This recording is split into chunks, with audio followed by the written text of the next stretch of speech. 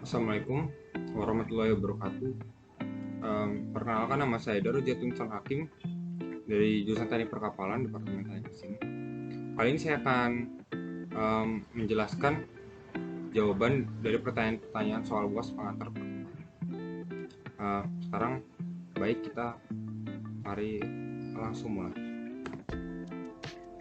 Yang pertama, soal pertama mengenai jenis kapal, fungsi kapal, dan karakteristik kapal berdasarkan kategori. Nah, kita beralih ke jawaban umumnya, yaitu ada jenis kapal. Jenis kapal yang saya ketahui ada 3. Yang pertama adalah commercial vessel. Nah, commercial vessel ini adalah kapal niaga atau kapal perdagangan. Dari namanya aja kita bisa menyimpulkan bahwa commercial vessel adalah setiap kapal yang dipergunakan untuk mengangkut kargo atau kontainer barang melalui jalur air dalam usaha pemiliknya. Jadi tergantung usaha atau dari perusahaan apa yang ingin mengakomodasi barang-barangnya lewat atau kargo-kargo lewat untuk tujuan perniagaan untuk perdagangan. Yang kedua ada industrial vessel. Nah, industrial vessel ini kan pasti artinya kapal industrial.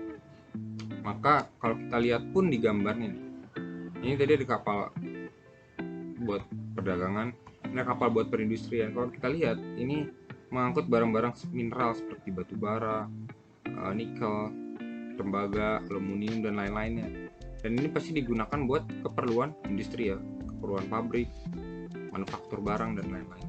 Nah, secara definisi sendiri, industrial vessel adalah kapal yang dipergunakan untuk melakukan barang yang berhubungan dalam industri. Seperti apa tadi yang saya bilang, berhubungan dengan barang-barang atau bahan-bahannya digunakan dalam kebutuhan industri seperti mineral, bahan tambang, lainnya seperti gas alam, batu bara, dan lain-lain. Yang ketiga ada service vessel. Ini jenis kapal secara umum. Nah, service vessel ini menjelaskan mengenai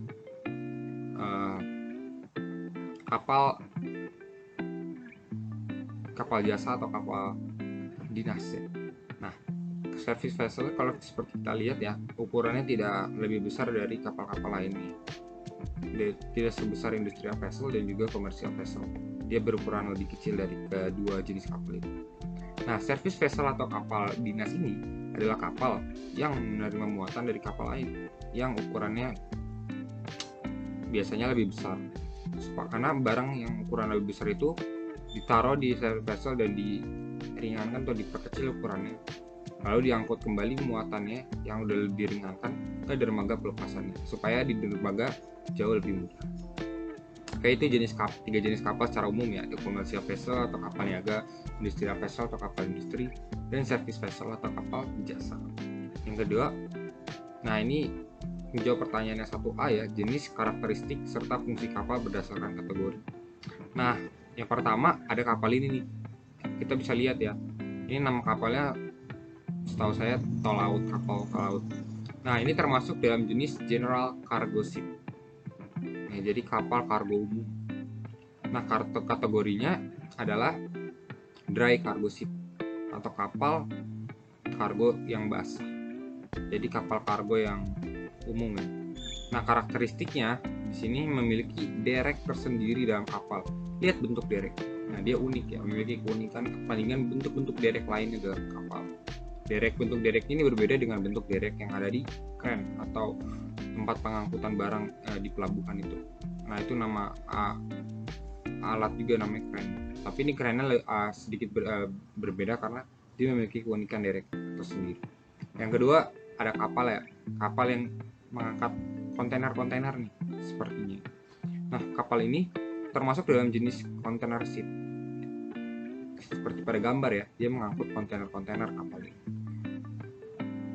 Dan kategorinya adalah dry cargo ship, kapal kargo umum atau kapal kargo basah juga.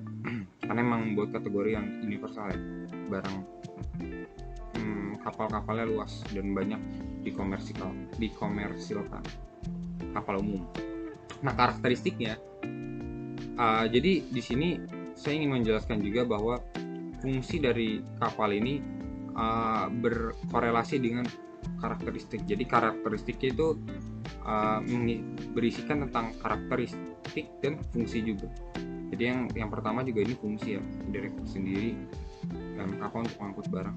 Ini juga memiliki karakteristik yaitu mengangkat kargo.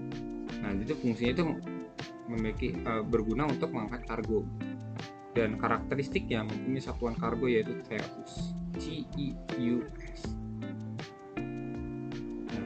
Terus yang ketiga ada kapal seperti ini ya.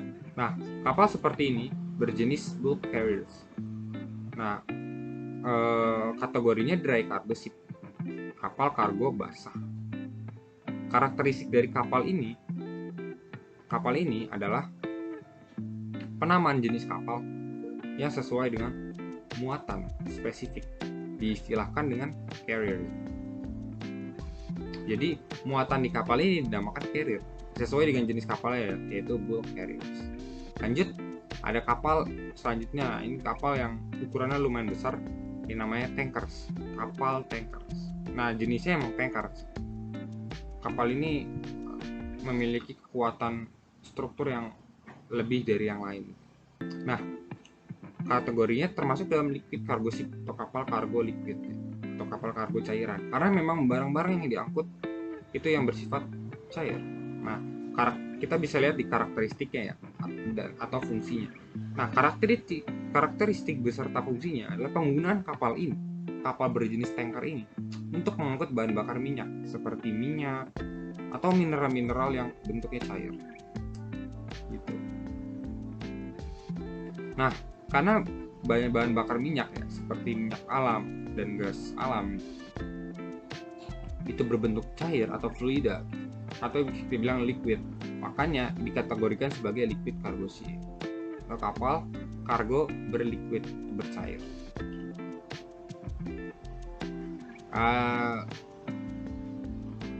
Kapal ini pula didesain dengan sistem yang kuat di luar supaya minyaknya tidak bocor ke lautan dan menimbulkan pencemaran dan bahaya buat laut atau maritim.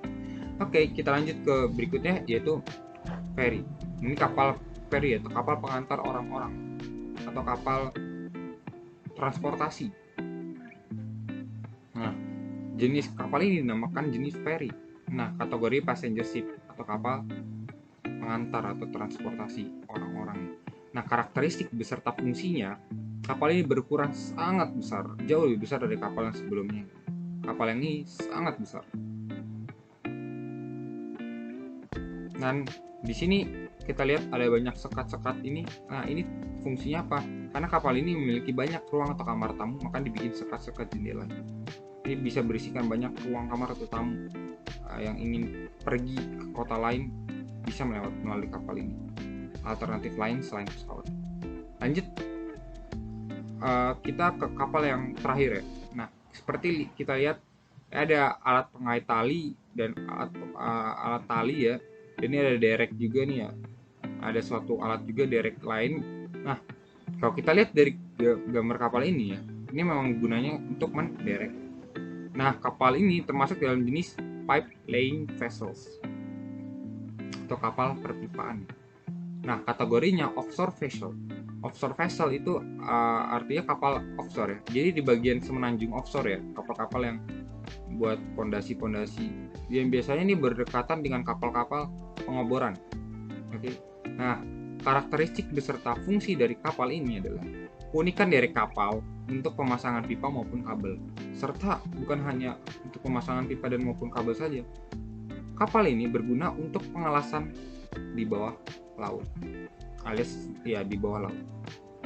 Nah, itu tadi adalah jenis, karakteristik serta fungsi kapal berdasarkan kategori, yang dimana karakteristik berkorelasi dengan fungsi kapal. Baik, kita akan lanjut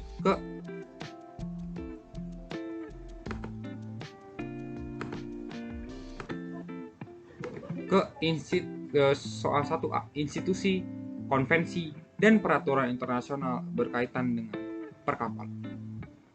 Nah, institusi yang saya misalkan di sini adalah IMO. Dari sekian banyak institusi ya. Jadi institusi itu ada suatu lembaga atau suatu tempat ya yang berkaitan dengan peraturan perhukum-hukuman. Nah, perhukuman. Nah, salah satu institusi yang saya sebutkan di sini karena banyak sekali institusinya yaitu IMO atau IMO deh. Nah, IMO kepanjangan dari International Maritime Organization, yaitu organisasi maritim berskala internasional. Jadi organisasi maritim yang menaungi tingkat global, tingkat mendunia, dan memang didirikan untuk internasional untuk seluruh dunia. Ini perwakilannya.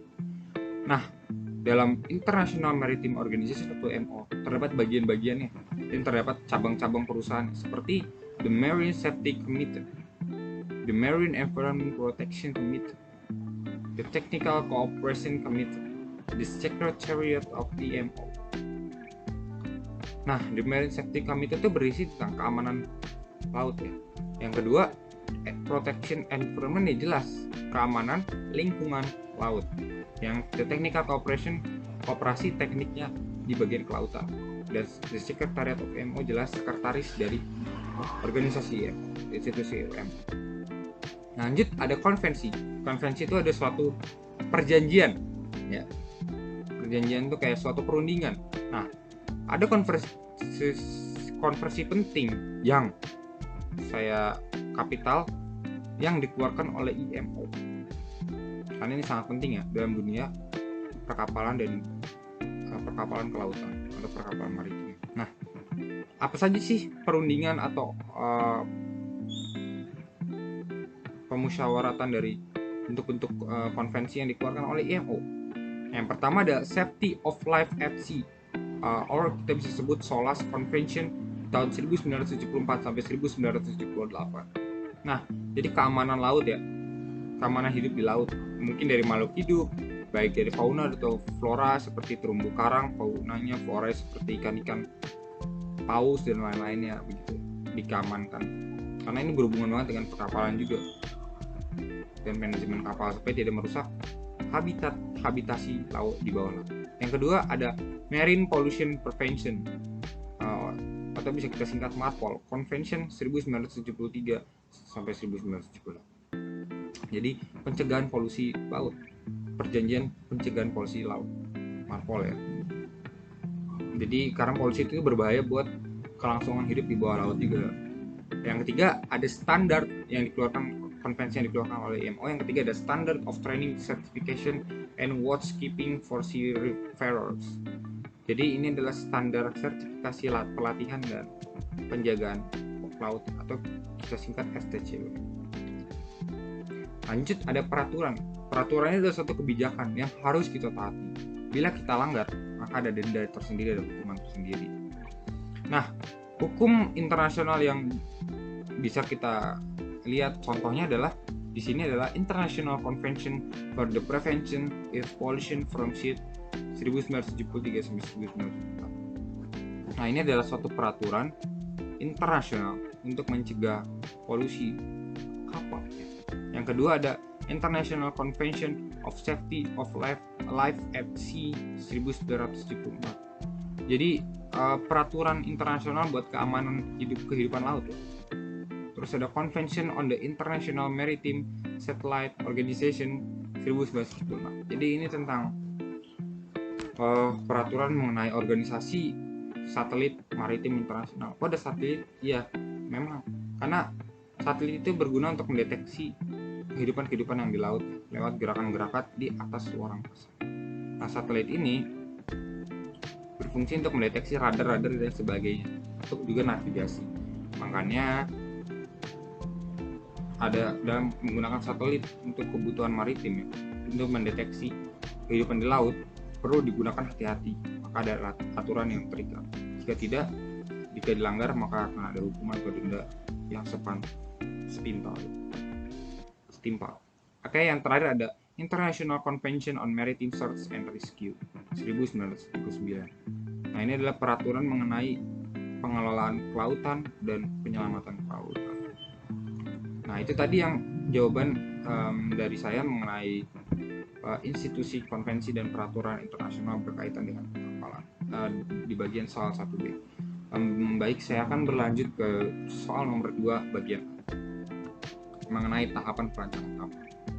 Nah, mengenai tahapan perancangan kapal sendiri, Proses membuat desain sebuah kapal adalah proses yang berkesinambungan, bersiklus, atau berulang-ulang, yang dimana harus melewati semua tahapan-tahapan yang harus dipenuhi guna mendapatkan desain kapal yang baik dan optimal. Desain yang digambarkan ini dinamakan desain spiral. We can say spiral design. Desain spiral membagi seluruh proses menjadi 3 tahap. Kita bisa lihat ini desain spiral ya. Nah, di desain spiral ini kita bermula dari sini, dari owner requirement sampai proportion plurality, sampai hull lines, sampai hydrostatic buoyancy balance, sampai floatable length, freebird, sampai arrangement, sampai structure sampai power link, sampai light ship wake estimate, sampai capacity stream and intake stability, sampai damage stability, sampai cost estimate, sampai terusnya lagi owner requirement. Kenapa dilakukan berulang-ulang? Karena banyak kesalahan-kesalahan terus dilakukan sampai menemukan titik stabil yang dimana berhenti dan proyeknya kapal dikatakan berhasil. Nah, desain spiral ini secara pemetaan itu sebenarnya membagi seluruh proses menjadi 3 tahapan, yaitu ada konsep desain. Nah, konsep desain sendiri atau konsep desain kapal adalah tahap lanjutan setelah adanya owner requirement. Nah, di sini sebenarnya kita melanjutkan dari proses persyaratan dari pemilik. Lanjut ada preliminary design. Nah, preliminary design adalah usaha teknis lebih lanjut yang akan memberikan lebih banyak detail pada konsep desain. Jadi ini usaha teknis perancangan kapal yang lebih lanjut yang akan memberikan lebih banyak titik-titik atau kedetailan pada konsep desain. Yang ketiga adalah detail design. Nah, pada detail design ini, desain dari hasil tahapan sebelumnya yang dikembangkan menjadi gambar kerja yang lebih detail secara menyeluruh. Nah, di detail desain ini akan lebih detail lagi, dan itu akan melanjutkan dari tahap preliminary design, lalu dikembangkan lagi lebih detail menjadi gambar kerja yang lebih detail secara menyeluruh. Nah, itu tadi mengenai tahapan perancangan kapal. Jadi tahapan perancangan kapal itu dia seperti spiral desain ya, terus menerus sampai menurunkan titik stabil, dan memang tahapan yang panjang. Dan secara umum ada 3 spiral desain, yaitu ada konsep desain, preliminary design, dan detail design. Dimana konsep desain itu konsep desain awal setelah adanya tahap persyaratan dari pemilik atau owner. Dan preliminary design adalah usaha teknis yang lebih lanjut sehingga memberikan detail-detail pada konsep desain.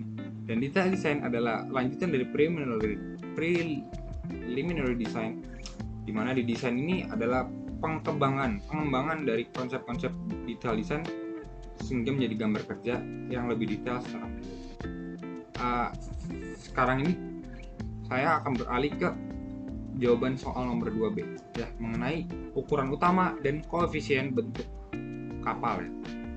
Nah, ukuran utama dan koefisien bentuk kapal. Saya akan mulai di ukuran utama kapal dulu. Di ukuran utama kapal itu adalah ukuran-ukuran yang harus dipenuhi guna menunjang keselamatan dan kewajaran dan keabsolutan bentuk kapal. Nah, yang pertama ada panjang kapal, di mana panjang kapal ini terbagi menjadi 3. Yang pertama ada length overall atau LOA, ada length between perpendiculars atau LBP, ada panjang garis air atau length of waterline LWL. Nah,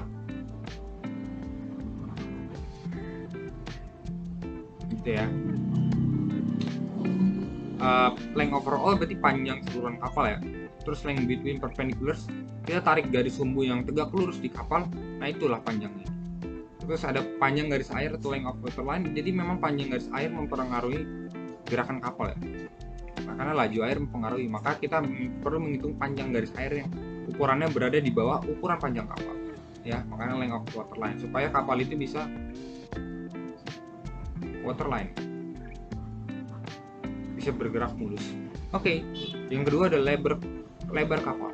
Nah, lebar kapal ini terbagi menjadi 2. Ada breadth atau lebar yang direncanakan di pelambangan yang B, dan ada breadth of waterline atau lebar. Jadi lebar yang sudah jadi dan lebar yang masih direncanakan. yang lagi direncanakan, yang udah direncanakan. Yang ketiga ada tinggi geledak. Di tinggi geledak ini ada yang namanya depth atau tinggi terendah dari geledak. Jadi kalau kita ukur dari geledak ke lambung kapal di tunggur yang paling tinggi ke bawah, nah maka jadilah depth, kedalaman, atau dinamakan tinggi geledak. Lanjut, ada serat kapal. Serat kapal dinamakan draft atau syarat yang direncanakan. Nah, jadi bagian-bagian serat-serat kapal ketika kita buat kapal itu dan kita skala dengan bentuk garis-garis miring. Lanjut, ada beberapa istilah yang umum yang para pelaut, para teknisi harus tahu mengenai geometri kapal. Yang pertama adalah tengah kapal, bagian tengah kapal atau midship. Ini ada gambar satu kapal ya, yang sudah diproyeksi potong section. Nah, tengah kapal itu yang ini, midship. Terus ada midship section. Nah, midship section itu bagian yang tengah kapal ini. Nah, terus ada molded baseline. Molded baseline itu adalah garis-garis yang seperti ini. Terus ada seal, ada camber, ada rise up. Lanjut kita ke koefisien bentuk.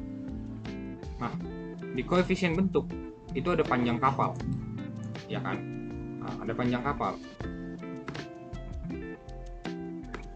Di panjang kapal itu ada koefisien garis air yang dirumuskan sebagai CWL sama dengan AWL per LWL. Dimana AWL itu luas bidang garis air, LWL itu panjang garis air, B itu lebar kapal gitu. Terus ada koefisien midship yaitu CM sama dengan AM per B kali T. Terus ada koefisien blok atau blok koefisien dimana CB sama dengan V per LWL kali BT. Terus ada koefisien prismatik horizontal yaitu CP per CPH per V per AM per L kali LWL. Terus ada koefisien prismatik tegak yaitu CP sama dengan CPH kali V per AM kali LWL. Terus juga ada koefisien prismatik tegak, ada CP, ada V per AWL kali LWL. Dan terakhir ada koefisien prismatik vertikal yaitu ada CPP sama dengan V per AWL kali T. Nah, koefisien prismatik ini seperti ini gambarnya. Terus ada koefisien midship seperti ini gambarnya. Ada koefisien garis air seperti ini gambarnya. Ada koefisien blok seperti ini gambarnya. Oke. Baik, kita akan lanjut ke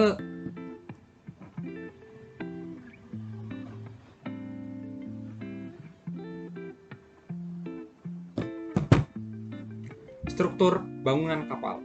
Nah, di struktur bangunan kapal ini yang pertama adalah konstruksi tinggi haluan. Nah, kita lihat ya haluan ya. Seperti ini gambar. Nah, konstruksi tinggi haluan adalah tempat untuk menempatkan pelat kulit dan juga penguat utama di bagian ujung kapal. Lanjut, kita ke bagian konstruksi midship. Khususnya didesain untuk oil tanker atau kapal pengangkut minyak ya. Nah, seperti ini ya gambarnya. Nah, untuk oil tanker, longitudinal framing system atau sistem penggambaran longitudinal digunakan untuk semua struktur yang memberikan keuntungan pada kekuatan memanjang kapal. Nah, terus ada konstruksi midship atau bulk carrier. Nah, seperti ini gambarnya. Nah, untuk bulk carrier, longitudinal framing system atau sistem penggambaran longitudinal digunakan untuk wing tank dan alas ganda. Sedangkan transverse framing system, sistem penggambaran transverse digunakan untuk konstruksi sisi. Ini semua digunakan supaya dalam pembuatan lambung kapal, ini bagian lambung kapal, tidak terjadi bending atau keretakan. Kita lanjut ke gaya Frida atau fluid force yang muncul akibat gerakan kapal. Fluid force atau gaya fluida masuk ke dalam mekanika fluida adalah salah satu aspek terkait aliran fluida yang timbul akibat gerakan objek kapal. Jadi karena gerakan objek kapal itu mempengaruhi gerakan fluida dalam air. Nah, proses terbentuknya aliran fluida adalah dari gerak kapal menjadi aliran fluida menjadi fluid force atau gaya fluida. Nah, kemunculan gaya fluida akibat dua gerak maju kapal. Yang pertama, drag force. Nah, drag force ini adalah gaya yang diberikan fluida terhadap lambung kapal yang sejajar arah gayanya dan berlawanan dengan arah gerak kapal. Jadi, kalau kita lihat ya, gaya yang diberikan fluida itu FD ya. maka sejajar dengan FL, arah gerak kapal. Tapi berlawanan dengan arah gerak kapal, itu arah gerak kapal dia ke arah sini ya, dan gaya fluidanya ke arah sini, maka berlawanan ya. Makanya boundary layer atau lapisan batas antara fluida dan bagian lambung kapal di sini.